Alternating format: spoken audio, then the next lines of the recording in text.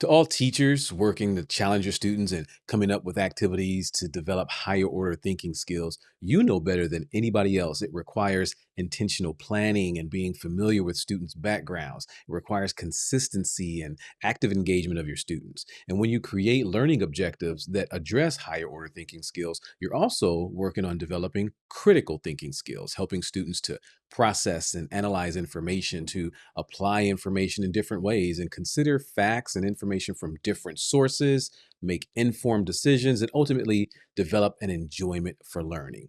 I'm Dr. Beasley, and in this video, I'll look at the 6 levels of learning of higher order thinking, discuss critical thinking, and also provide some strategies to help facilitate higher order thinking skills in your classroom.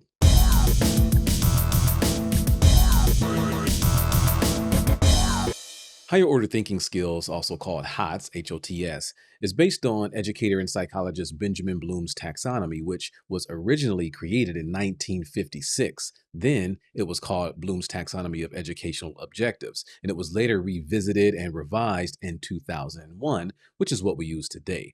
In Bloom's taxonomy, he categorized cognitive skills into 6 different levels of learning. And these 6 levels can help to explain the process of learning and can also be used when teachers are creating their lessons, designing effective assessments, and developing learning objectives. And without complicating things, higher order thinking is simply thinking on a higher level. It's a cognitive process that involves more than simply remembering something or relying on rote memorization. Higher order thinking goes beyond the basics of just understanding information.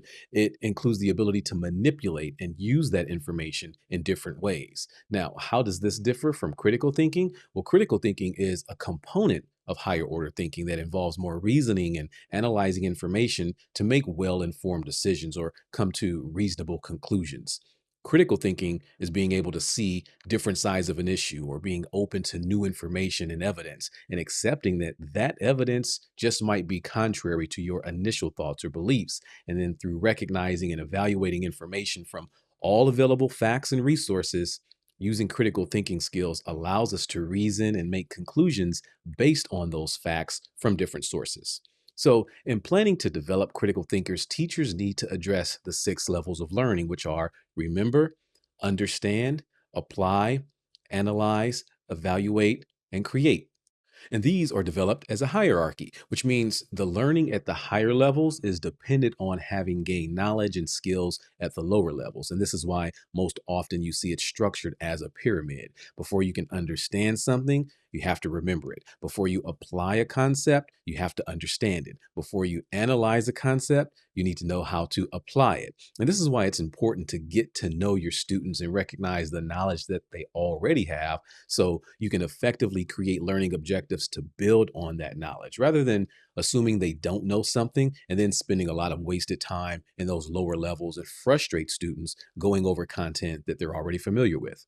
So, at the foundation of these 6 levels of learning is the remember level. And remembering is just that, remembering, recognizing and being able to retrieve information from long term memory. And this level includes listing, describing, naming, and the ability to memorize simple facts and details. A student might be able to list some basic facts or recall dates or remember a definition, but that doesn't mean they understand that information.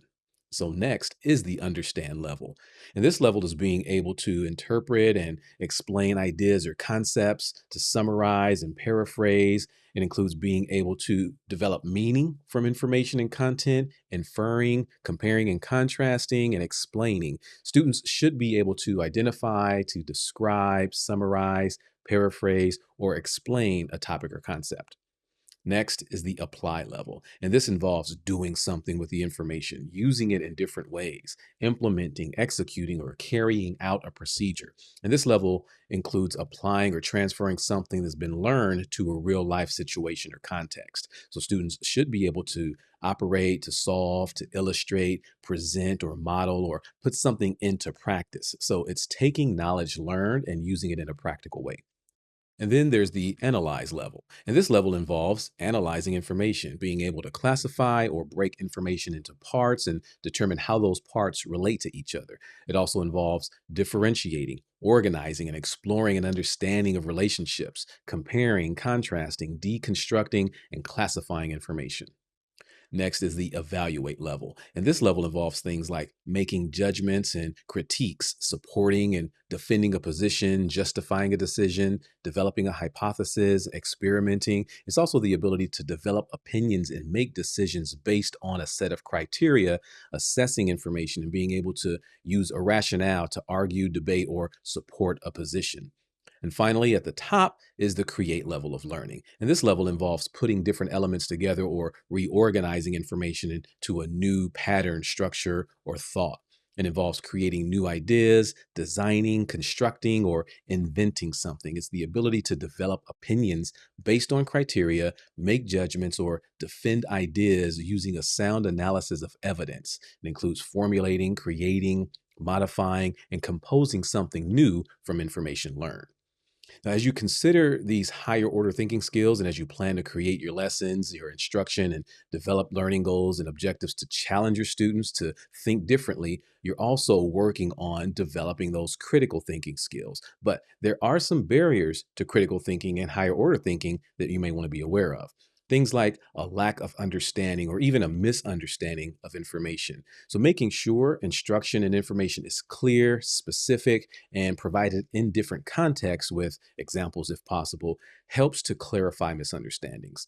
Also, there's the inability or just refusal to separate fact from fiction. And this is a tough one. Some students and people in general will only use one source to formulate their thoughts and opinions. And even if that source is wrong, if someone likes what they hear, they'll believe it regardless.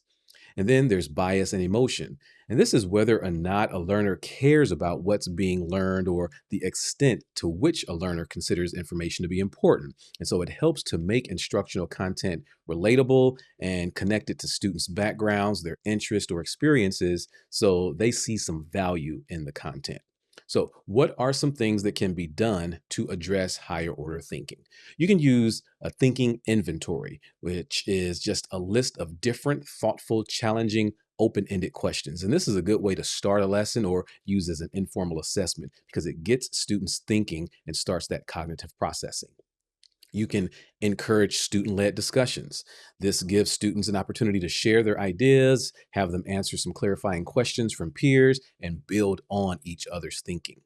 You can use graphic organizers because this helps students to organize their thoughts, to make connections between different concepts and compare those concepts. Also, encourage more group work or collaborative activities. Things like teamwork activities or debates challenge students to think differently, to support a thought or position, and also to improve their communication skills.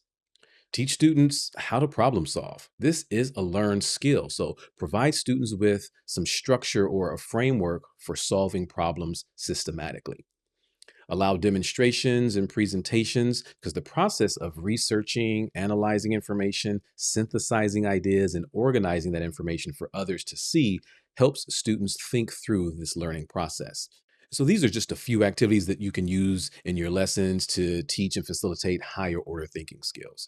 Being intentional about planning for and addressing higher order thinking skills and building on what students already know helps to develop a new level of cognitive complexity and learning. And this contributes to the development of independent, critical thinkers.